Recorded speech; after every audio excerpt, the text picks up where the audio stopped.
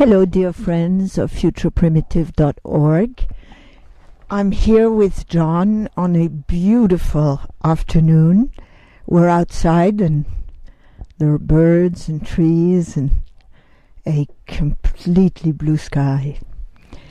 And so here we are doing the second talk of the series Destiny in the Stars. 3 talks on astrology and what it's not.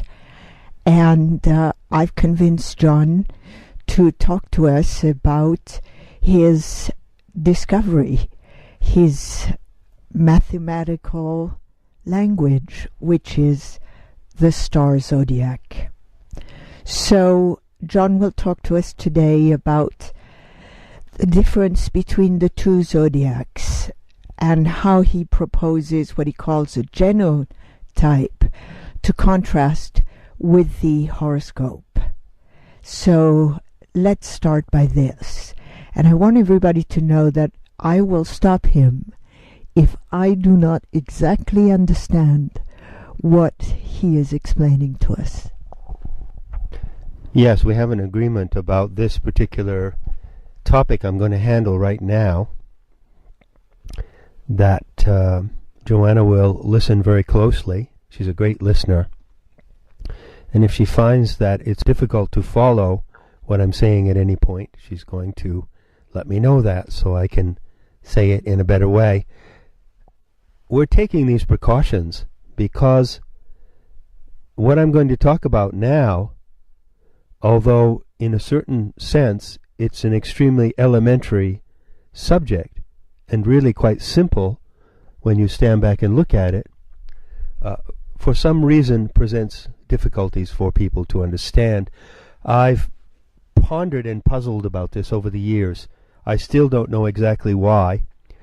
One of the observations that's been made to me is that astronomy in general, just the subject of astronomy or talk about the sky and the ecliptic and the paths of the sun and moon and the planets, sort of belongs to a mindset that tends to be evasive to most people. However, I believe that deep inside of all of us there is an interest in the sky. We are all compelled by the immense beauty of the stars, and the starry night is a sight of awesome scope and also of awesome precision. Whether or not you know anything about the stars, when you look at the sky, I think that you will agree that you're looking into a kind of code bank of points of light which are arranged in some kind of fascinating manner. And many people are curious about this. So I believe that in elucidating the subject of the 2 zodiacs, I am addressing that deep need. And some way or other, I will try my best to get over whatever the reservations or difficulties may be in absorbing this material. So here goes. First, let me introduce the subject of the 2 zodiacs by saying that the existence of a second zodiac is relatively unknown to people who have had their horoscopes done and to people at large. And odd as it may sound, the existence of a second zodiac or a true star zodiac is also unknown to a great many practicing astrologers. This is a matter that of some bafflement, but it is in fact the case. The zodiac, the word zodiac, is almost totally universal. It exists in many languages and it translates across many cultures. And generally speaking, we understand the zodiac to be the system of the 12 signs that astrologers use in order to interpret human personality. So we can talk about the sign zodiac to begin with. This is Aries, Taurus, Gemini. It's the zodiac that you see listed in the newspaper columns and in magazines and things of that sort. And whenever people talk about their signs, or whenever they ask, what is your sun sign, what's your sign, this is generally the zodiac to which they're referring. We'll call it the sign zodiac. What it is called technically is the tropical zodiac. And it is based on a model that was created or formulated by the Greek astronomer Ptolemy around 150 AD. Now, how can I explain, how can I illustrate visually that there is in fact another zodiac which is completely distinct from this zodiac of 12 astrological signs? Well, I'm going to try this in a way I've never done before by using a visualization, a simple visualization. And I have Joanna here to help me if it doesn't seem that this visualization is working. I want you all to visualize an empty space just staring out in front of yourself into the space in front of your eyes, and visualize floating in front of you something like a DVD disc. Just a flat, thin disc. And imagine that it's floating at the level of your eyes right in front of you, maybe about 3 feet from your face. Now, imagine that you're looking at it edge on. So all that you see of it is the edge. But if you lift your head a little bit, you can look down on it and you can see that it's a circular disc. Or if you lower your head a little bit, you can look underneath. So you know that you're looking at a circular disc, but you're just looking at the flat edge of it. Just imagine for a moment this DVD kind of disc floating in space in front of your eyes. Now imagine that you lift your head a little bit and you look down on the disc so that you can see its circular form. And just imagine that the total circle of 360 degrees is evenly divided into 12 sections. Rather like a pizza, to use a crude example. So you have now formatted that disc into 12 different sectors. And there it is, floating in front of you in space. Hold that visualization for a moment, and then I want you to add something to it. Now imagine that this disc is suspended inside a large glass bubble. Say that the bubble is maybe 10 feet in diameter. It's a big glass bubble, and you can see the whole bubble in front of you floating. There's the glass bubble, and directly in the center of the glass bubble is this disc floating vertically. Now, be sure that you align it so that the center of the disc is exactly at the center of this bubble. Now comes the third part of the visualization. Imagine that the glass bubble is covered with a pattern of dots. They're not in any particular place. There are dots all over the bubble, all over the surface of it, and they form various patterns. And let's say that these patterns can be connected by lines. So you have dot-to-dot patterns covering this glass bubble. Now let's say that there are about 80 or 88 such patterns on the entire glass bubble. You don't need to count them, but I'll tell you that there's about 80 of them. Now, you will observe from the setup of the visualization that the position of the disc, the flat disc inside this bubble, will in a way select a certain number of the patterns on the bubble. That is to say, if you sight along the disc, or if you extend the disc out to the surface of the bubble, it will cut across certain of these dot-to-dot patterns, but it won't touch all of them, because some of them will lie above the line of the disc and some of them will lie below it. So just imagine then that you visualize the disc extended to the bubble, to the surface of the bubble, and it creates kind of a line, a circle. It cuts a circle in the bubble, and lying on that circle are 13 different patterns.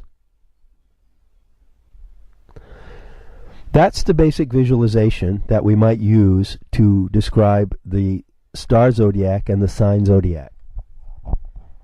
Explain to me why you would divide the pizza pie, the DVD, in 12 sections, but when you're looking at it, there are 13 sections. Well, the division of the disc, the flat disc, into 12 sections is simply a mathematical or geometrical device in order to mark out sectors so that you can then say sector 1, sector 2, sector 3, sector 4. It's just a mapping device.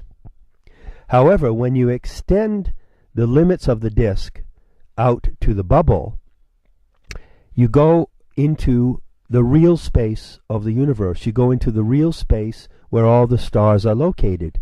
And it so happens that the patterns of stars that lie along the perimeter of the disk are actually 13 patterns. There are not 12 patterns out there. There are 13. And they are not patterns that are equally proportioned. So even though the division of the disk gives you 12 sectors of 30 degrees each, because the perimeter of the disk is 360 degrees, when you go out to the dot-to-dot patterns on the globe, you don't find anything like that. It's a completely different environment.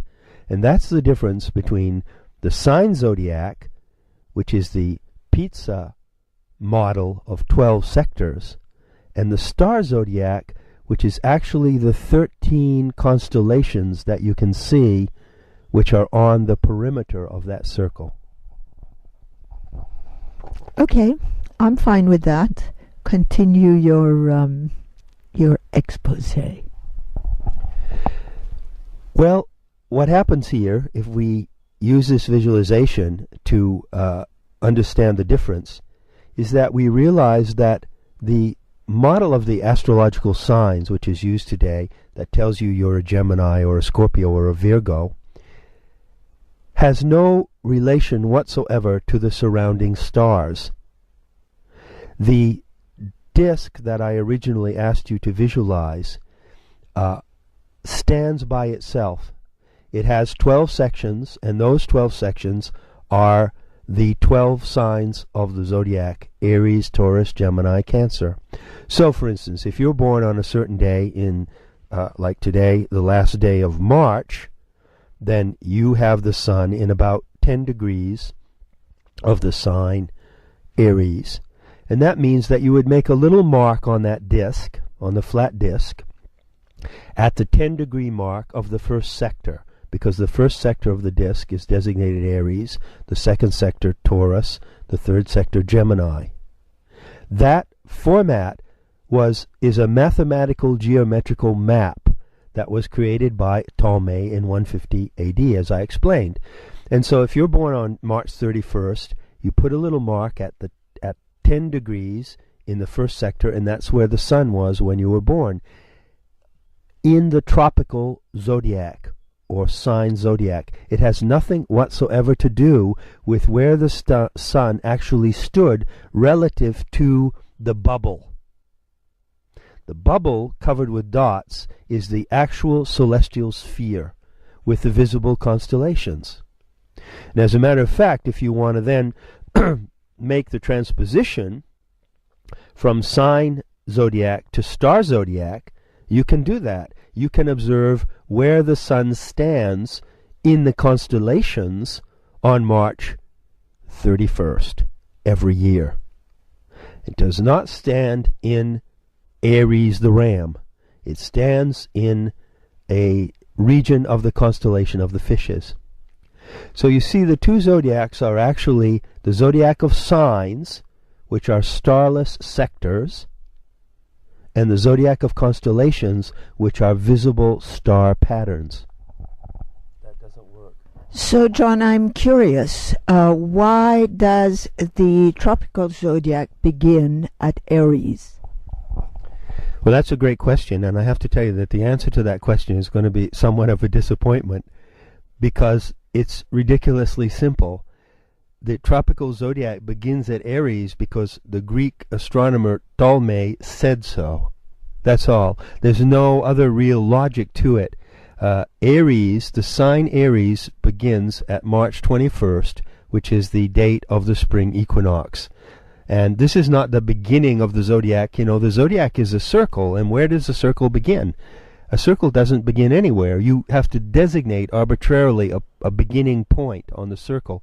And this is what Ptolemy did. And ever since he did that, we've been living under a kind of illusion regarding astrology, because the tropical zodiac is non-astrological. It doesn't contain any stars or refer to any stars. So the problem is that Ptolemy proposed a new format, and at the time that he proposed it, he did not specify that it was a starless format. So the astrology that had been widely practiced in Greece and all around the world in ancient cultures previous to Ptolemy was a star-based astrology that actually looked at the sky. And when he proposed this model, he created the opportunity to map the birth moments, map people's birth moments without any reference to the actual stars. That was an enormous paradigm shift that took place in the 2nd century AD, and it's difficult to come to terms with that paradigm shift for obvious reasons. You know, you have to be an astrologer who understands the history of astrology. You have to have a certain knowledge of astronomy and things of that sort in order to grasp the situation. But the consequences of the situation can be understood by anyone. And the consequence is that today we use the word astrology, the language of the stars, to refer to a system that does not use the stars. So when I encountered this paradox in my work early on in the first years, I didn't know what to do. As I explained in the previous talk, I was totally baffled. Now, I hope that I've been able to clarify to some extent the difference between the sign zodiac and the star zodiac, and I'd like to go a little further in making this clarification accessible to people. The point of the second talk is more or less to establish this distinction. There are some extremely annoying problems involved here. One of them is the problem of terminology. Today, astronomers read the movement of planets and the sun and moon in the constellations, in the visible star patterns. That is to say, the patterns on the bubble. And they give the names to these star patterns: Aries, Taurus, and Gemini. In other words, astronomers use the same names that astrologers use, but they use them for a completely different set of entities. And this is extremely problematical. For instance, the sign Aries in tropical astrology, the sign called Aries is also the name for a constellation in astronomy. So when I ran across this problem, I just about went out of my mind.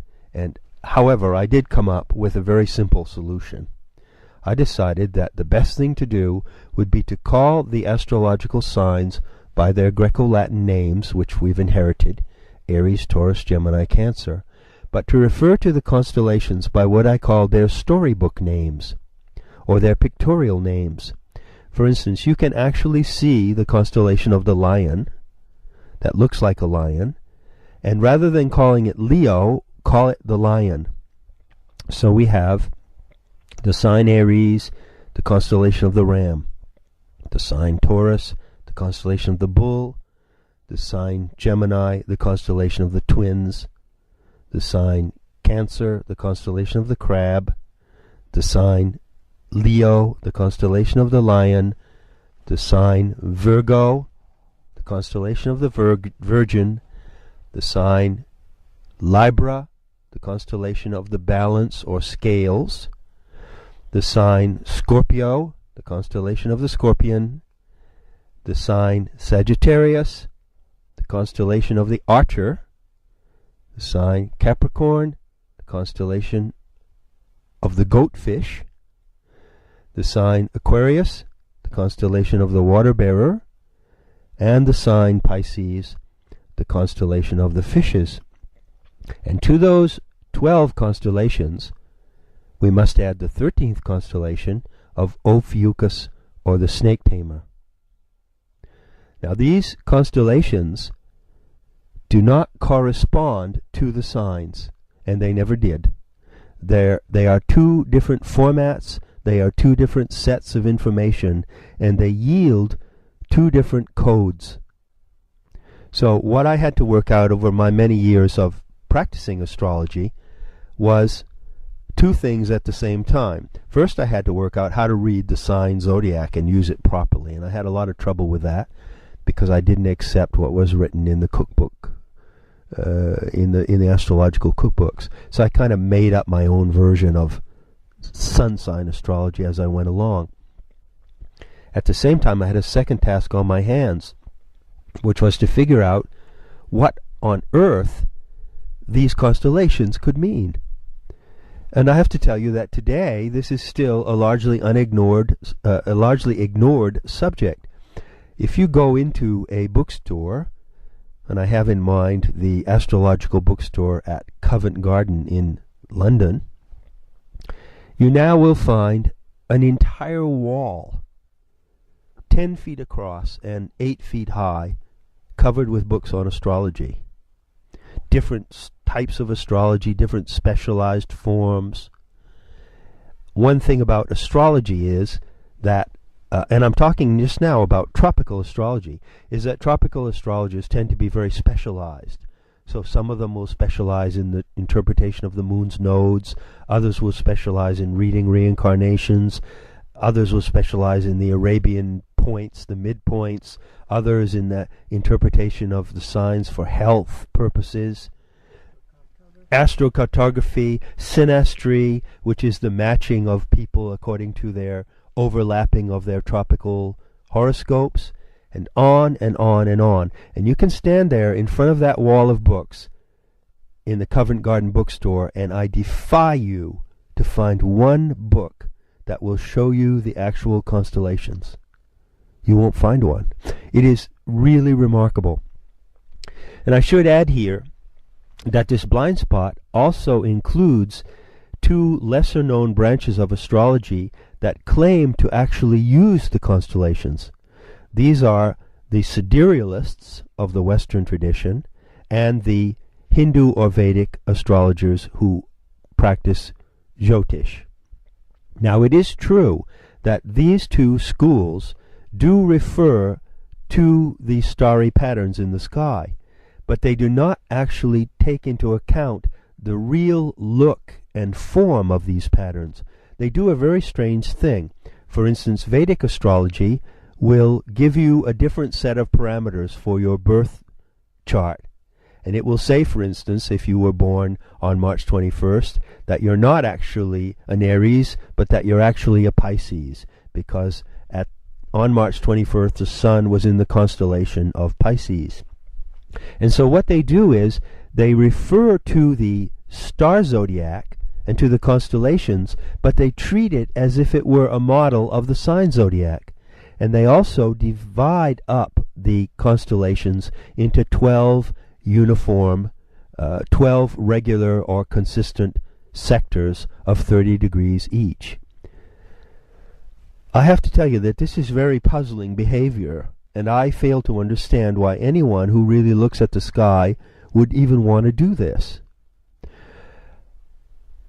Actual observation shows, for instance, that the constellations, these 13 constellations that lie along the rim of the disk, vary widely in their size. There are 3 of them, for instance, the crab, the ram, and the balance or scales, which are small and just about 20 degrees in their width. There are others, such as the lion and the virgin, which are more than 30 or 35 degrees long. In fact, the constellation of the Virgin is 45 degrees long, which means it constitutes 1/8 of the entire 360 degrees of the zodiac. And so when you're out there looking at the sky, and when you're observing the actual form and appearance of these starry constellations, you're struck by how different they are, and how there are 13 of them and not 12. And so it's a puzzle to me why anyone would want to then reduce them or try to make them conform to a 12-sector model, which is what the siderealists and the Vedic astrologers do. I don't do that. I observe and I preserve the actual dimensions and appearances of these star patterns. Does this correlate in any way with the Mayan calendar, the way Jose Argüelles pointed out that there are 13 months to the year? It probably does. I know that the further you go back into archaic astronomy, you find the number 13 and you lose the number 12. Number 12 is an imposition. It's a formatting device that has been brought to astrology by Ptolemy and by others in order to create an astrological format that works smoothly with a 12-month calendar. And the purpose of the 12-month solar calendar, which is the one we live under, is to regulate civic activities and to control agriculture and so forth. So I regard the 12-month calendar, as well as the 12-sign zodiac, as a kind of social control device that was introduced by patriarchal religion at a certain point in our history. When you go back and look back beyond that to earlier times, you find the 13-section zodiac, the lunar zodiac, which is much more oriented to the feminine, to the divine feminine, and to the goddess, and which is actually the zodiac that you can see when you go out and look at the sky at night.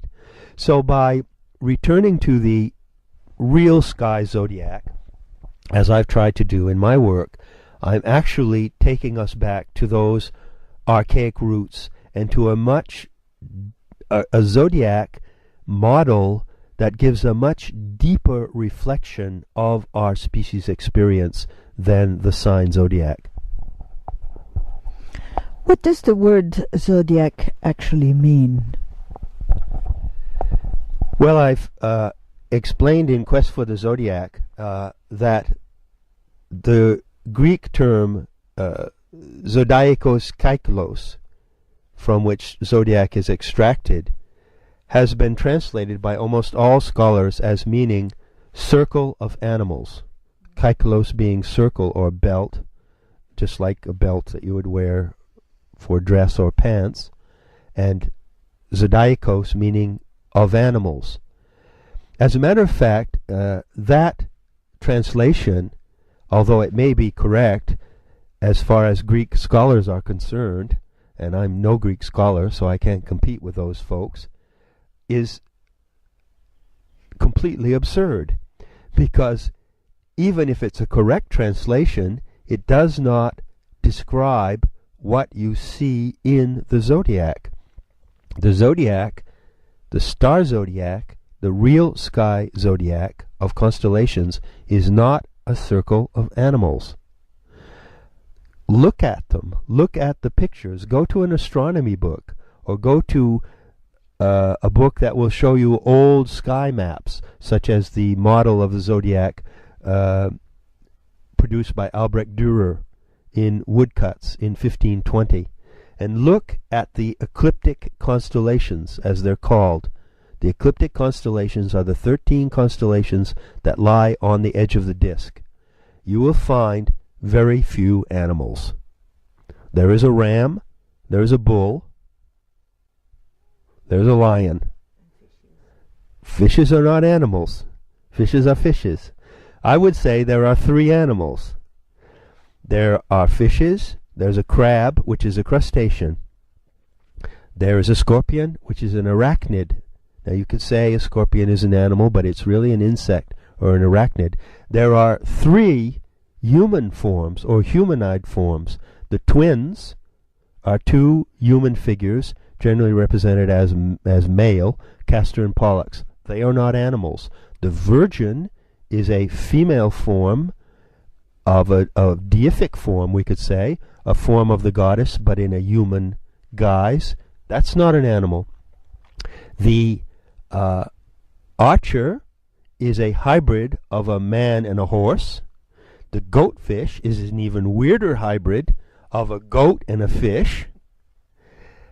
The remaining human figure is the so-called water bearer or Aquarius figure, which is, as I've written extensively on Metahistory and elsewhere, the most problematical figure in the zodiac. We don't quite know what this figure represents, but it is human. It's not an animal figure. And finally, there is the scales or balance, which is an inanimate object.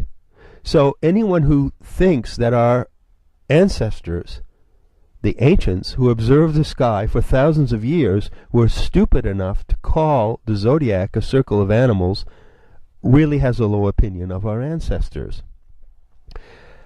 My preference for translating the term Zodiacos Kyklos is cycle of animations.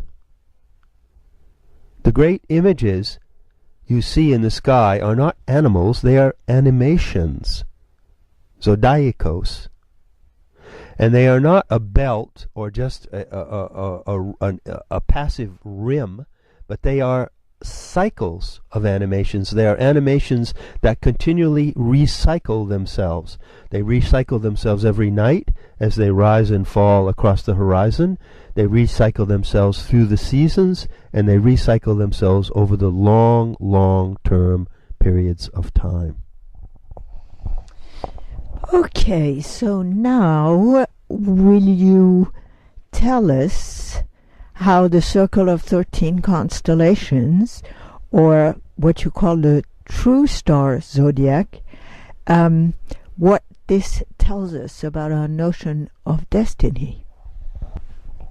Well, that's exactly what I'd love to do, to the best of my ability, and I will do that to even more depth, and I hope with clarity and accessibility in the third talk.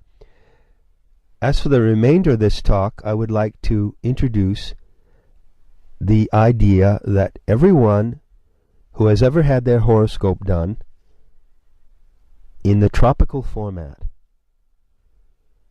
has something to look forward to now, because you have, in effect, a second horoscope that you have never seen or heard. This second horoscope results when you project all the positions in your tropical horoscope into the real sky constellations. I'll give you an example. Suppose that you are born on September 21st and that you are a Libra and the sun is placed on that day in the first degree of the sign Libra. Okay? I don't refute this. I am not here, by the way, in these three talks to demolish or debunk astrology. As a matter of fact, I practiced tropical astrology for almost 30 years. And I used the sun sign models and the planets in the signs and the planets in the houses and all that rigmarole, just like all tropical astrologers do. And so I'm not saying that what you've been told, if you are a Libra, what you've been told about being a Libra with Venus in Scorpio conjunct Jupiter, square Neptune in Aquarius, or whatever, is untrue. If you were in the hands of a competent and honest astrologer, it was probably very, very true. And you can count on the fact that you received appropriate counseling and accurate psychological profiling, because that is exactly what you can deliver with the tropical zodiac. However, the purpose of these talks is to explain not only what astrology is, but what it is not. And so what I want to introduce now is what you cannot know from the tropical format alone. You cannot know, for instance, from the tropical format, that if you are born on September 21st with the sun in 1 degree of Libra, that the sun is actually placed in the face of the constellation of the Virgin. You cannot know that you have the sun in the face of the Virgin, because you are never told this. And as I said at the beginning, it's a matter of huge bafflement, but most professional astrologers do not even understand that there is a starry perspective to their craft. Not only do you have the sun in the constellation of the Virgin, but all the other positions that would be in your horoscope at that moment, in the signs, Venus in Scorpio, Mercury in Virgo perhaps, whatever, have not corresponding positions, because it's not a matter of correspondence. They have totally different positions in the constellations. And all you have to do really is to project them out of the star zodiac onto the surface of that bubble and see where they are located. It's a very simple thing to do. I spent a good part of my the second decade of my astrological work in formatting a star zodiac that I then cut out as a kind of a circular model, and I used to paste it over and around the perimeter of the sign zodiac, so that I had both zodiacs and I could look simultaneously at the sign positions and the star positions. The result is that you have a second set of information. The positions of the sun, moon, and planets in the actual constellations is a whole new range of information, and the question is, how do you decode that information? Now, let's go back to the, let's try to keep it simple here, and let's go back to the elementary example. There are hundreds of books that will tell you what it means to be born with a sun in Libra. But show me a book that will tell you what it means to be born with a sun in the face of the Virgin, or the sun in the four paws of the lion, or the sun in the horns of the bull, or the sun at the tail of the fish that leaps upward toward Andromeda, or the sun in the empty space between the archer and the goatfish, or the sun at the head of the goatfish. These are the positions that you arrive at when you look at the real sky zodiac. So what I in effect had to do at the same time that I was practicing astrology tropically is I had to try to work out what these true stellar positions mean. It took me a very long time to do that, and I explain in my book Quest for the Zodiac how that came about and how I had a massive job on my hands, obviously. What I eventually discovered was that there is a code contained in the stellar information that tells us things that are not contained in the tropical system. For that reason, I had to invent some terminology, which I'll go into in the third talk. And I had to, but the first and foremost, I had to work out an alternative term for the horoscope. So here are my definitions, and I will leave you with these as the conclusion of this talk. The horoscope is the configuration of sun, moon, and planets in the 12 equal sectors of the sign zodiac: Aries, Taurus, Gemini. That's the horoscope. What does the horoscope show? It shows you the profile of the personality and of your social persona. It shows you how you behave as a social being and how you exhibit and express personality traits that are universally common to the human species. It also shows, by the analysis of the angles and aspects of the planets, various psychological complexes and drives and obsessions and syndromes that are also universal to the human species. Additional to that, I propose that there is a second chart which I call a genotype. The genotype is the configuration of positions of planets in the actual constellations. What the genotype shows is your transpersonal potential as a representative of the human species, not as an individual seeking your own goals and seeking your own unique kind of expression in the world, but rather as an individual who reflects or translates the deep potential of the human species. So I'll try to explain this more clearly in the third and final talk, but the thought that I want to leave you with is that every one of you who has had a horoscope done, who has ever thought about having one, has a second surprise in store for you, because the genotype will tell you things about yourself and things about your relation to the evolutionary learning curve of humanity that cannot possibly be deduced from the sign zodiac. So there is a great potential and a great perspective that lies in the realm of stellar astrology. And I hope that I am able to communicate this in these talks, and that I'm able to do so as well in the book I've written, Quest for the Zodiac.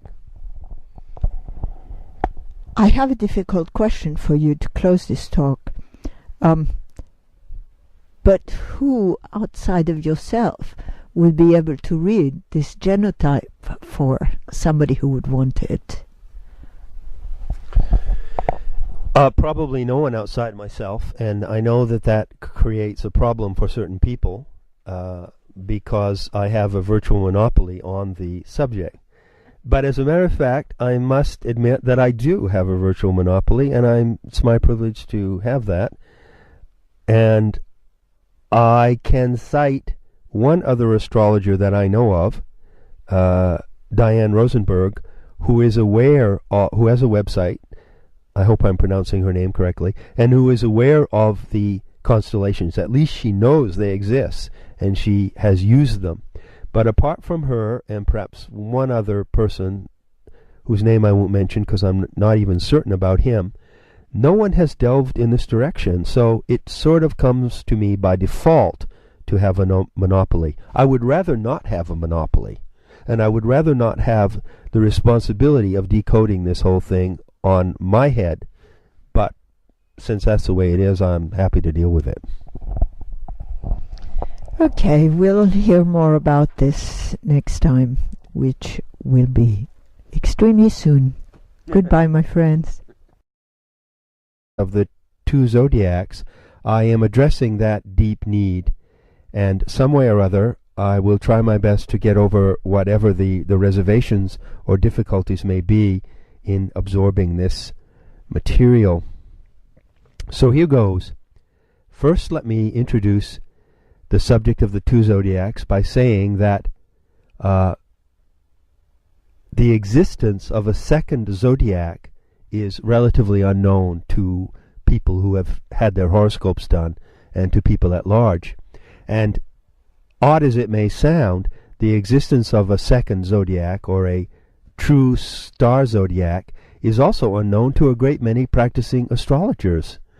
This is a matter that of some bafflement, but it is in fact the case.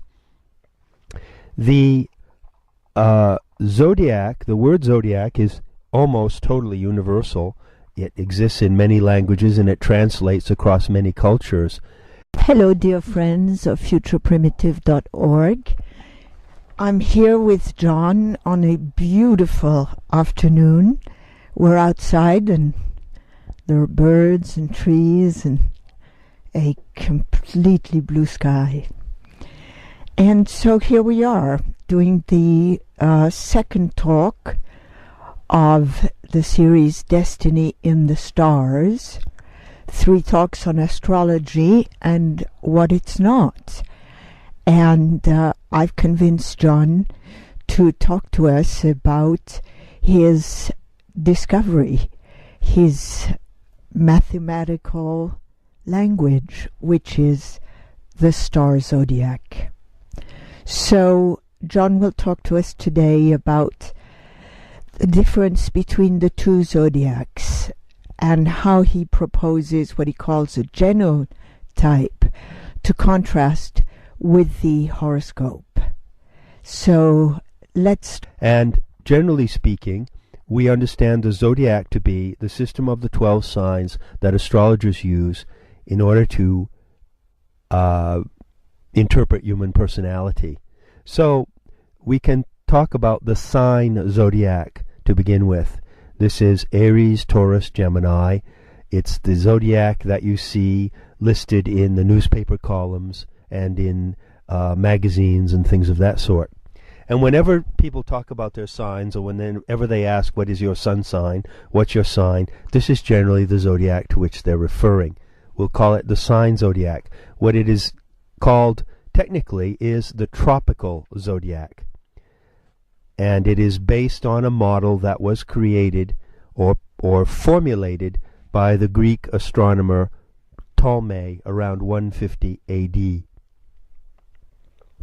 Now, how can I explain, how can I illustrate visually that there is in fact another zodiac which is completely distinct? That's been made to me is that astronomy in general, just the subject of astronomy, or talk about the sky and the ecliptic and the paths of the sun and moon and the planets, sort of belongs to a mindset that tends to be evasive to most people.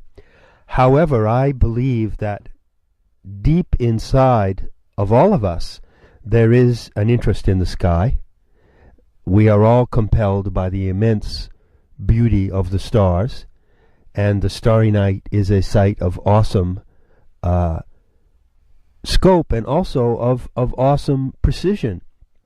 Whether or not you know anything about the stars, when you look at the sky, I think that you will agree that you're looking into a kind of code bank of points of light which are arranged in some kind of fascinating manner.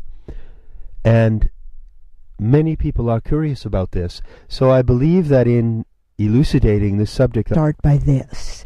And I want everybody to know that I will stop him if I do not exactly understand what he is explaining to us. Yes, we have an agreement about this particular topic I'm going to handle right now, that Joanna will listen very closely. She's a great listener. And if she finds that it's difficult to follow what I'm saying at any point, she's going to let me know that so I can say it in a better way. We're taking these precautions because what I'm going to talk about now, although in a certain sense it's an extremely elementary subject and really quite simple when you stand back and look at it, for some reason presents difficulties for people to understand. I've pondered and puzzled about this over the years. I still don't know exactly why. One of the observations